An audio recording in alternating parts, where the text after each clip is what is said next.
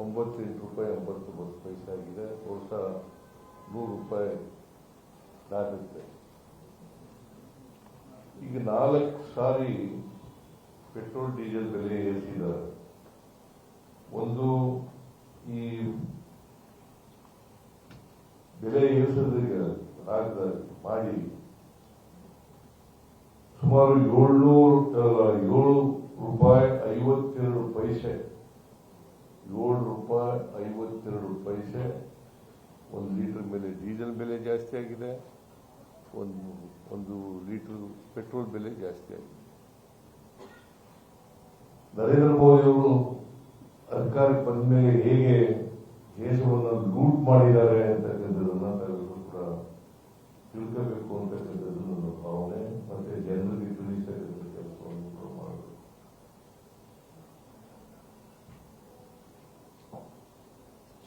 ಈ ಅವರ 12 ವರ್ಷದ ಅವಧಿಯಲ್ಲಿ ಅನೇಕ ಮನಮೋಹನ್ ಸಿಂಗ್ ಅವರು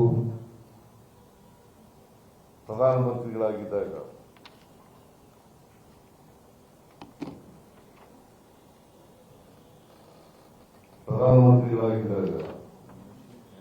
ಮೇ ತಿಂಗಳು 2014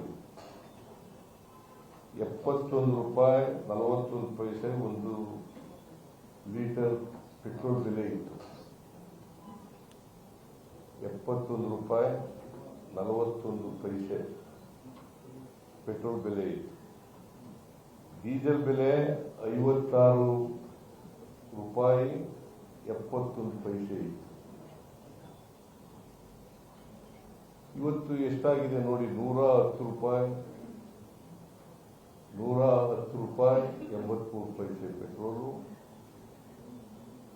ಆಮೇಲೆ 98 ರೂಪಾಯಿ 89 ಪೈಸೆ ಡೀಸೆಲು.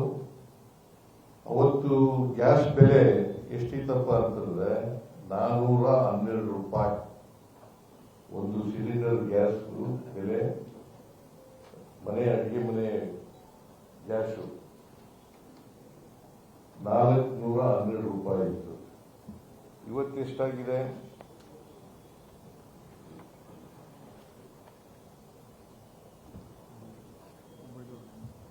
915 ರೂಪಾಯಿ 50 ಪೈಸೆ. 915 ರೂಪಾಯಿ 15 ಪೈಸೆ ಅಂದ್ರೆ ಸುಮಾರು ಡಬಲ್ಗಿಂತ ಜಾಸ್ತಿ, 503 ರೂಪಾಯಿ ಜಾಸ್ತಿ ಆಗಿದೆ. ಸೊ ಇದಕ್ಕೆ ಯಾಕೆ ಕಾರಣ? ನಾನು ಅವತ್ತು ಮನಮೋಹನ್ ಸಿಂಗ್ ಅವರು ಪ್ರಧಾನಮಂತ್ರಿ ಆಗಿದ್ದಂತ ಸಂದರ್ಭದಲ್ಲಿ ಕ್ರೂಡ್ ಆಯಿಲ್ ಬೆಲೆ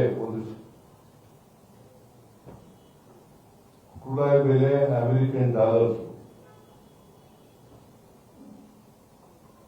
ಅವತ್ತು ಎಷ್ಟಿತ್ತು, ಇವತ್ತು ಎಷ್ಟಾಗಿದೆ ಅಂತಕ್ಕಂಥದ್ದು. ಕ್ರೂಡ್ ಆಯಿಲ್ ಬೆಲೆ ಕಡಿಮೆ ಆಗಿದೆ. ಈಗ ಕ್ರೂಡ್ ಆಯಿಲ್ ಬೆಲೆ ಕಡಿಮೆ ಆಗಿದೆ. ಕ್ರೂಡ್ ಆಯಿಲ್ ಬೆಲೆ ಕಡಿಮೆ ಆದರೂ ಕೂಡ ಪೆಟ್ರೋಲ್ ಬೆಲೆ ಹೆಚ್ಚಾಗ್ತಾ ಇದೆ. ಒಂದು ಹಂತದಲ್ಲಿ 65ರಿಂದ 70 ರೂಪಾಯಿ ಬಂದ್ಬಿಟ್ಟಿತ್ತು ಕ್ರೂಡ್ ಆಯಿಲ್ ಬೆಲೆ. ಅದನ್ನ ಕನ್ಸ್ಯೂಮರ್ಸ್ ಯಾರು ಪೆಟ್ರೋಲ್ ಬಳಸ್ತಾರೆ, ಡೀಸೆಲ್ ಬಳಸ್ತಾರೆ, ಅವ್ರಿಗೆ ಟ್ರಾನ್ಸ್ಫರ್ ಆಗಲಿಲ್ಲ.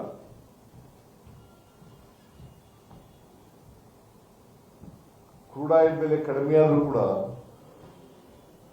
$65 $70 ಆಗಿತ್ತು. ಆದರೂ ಕೂಡ ಟ್ರಾನ್ಸ್ಫರ್ ಮಾಡಲಿಲ್ಲ.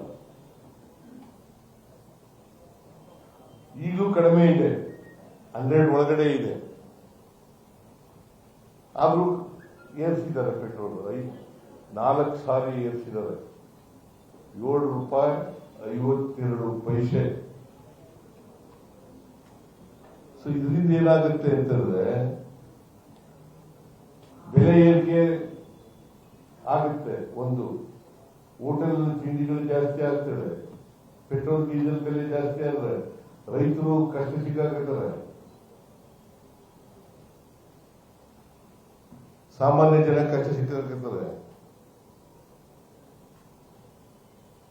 ಸೊ ಅದರಿಂದ ನರೇಂದ್ರ ಮೋದಿಯವರು ಇವತ್ತು ದೇಶವನ್ನ ಲೂಟಿ ಹೊಡಿತಾ ಇದ್ದಾರೆ, ಸಾಮಾನ್ಯ ಜನರನ್ನ ಲೂಟಿ ಹೊಡಿತಾ ಇದ್ದಾರೆ, ದರೋಡೆ ಮಾಡ್ತಾ ಇದ್ದಾರೆ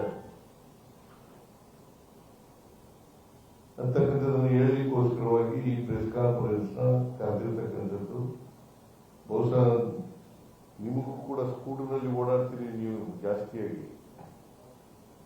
ನಿಮಗೂ ಕೂಡ ಇದರ ಬಿಸಿ ತಟ್ಟದೆ ಅಂತಕ್ಕಂಥ ಮಾತುಗಳನ್ನ ಹೇಳಲಿಕ್ಕೆ ಬಯಸ್ತೇನೆ. ನೀವು ಕಾರ್ನಲ್ಲಿ ಓಡಾಡೋರು ಬಹಳ ಕಡಿಮೆ, ಮೋಟರ್ ಬೈಕ್ನಲ್ಲಿ ಜಾಸ್ತಿ ಓಡಾಡೋರು.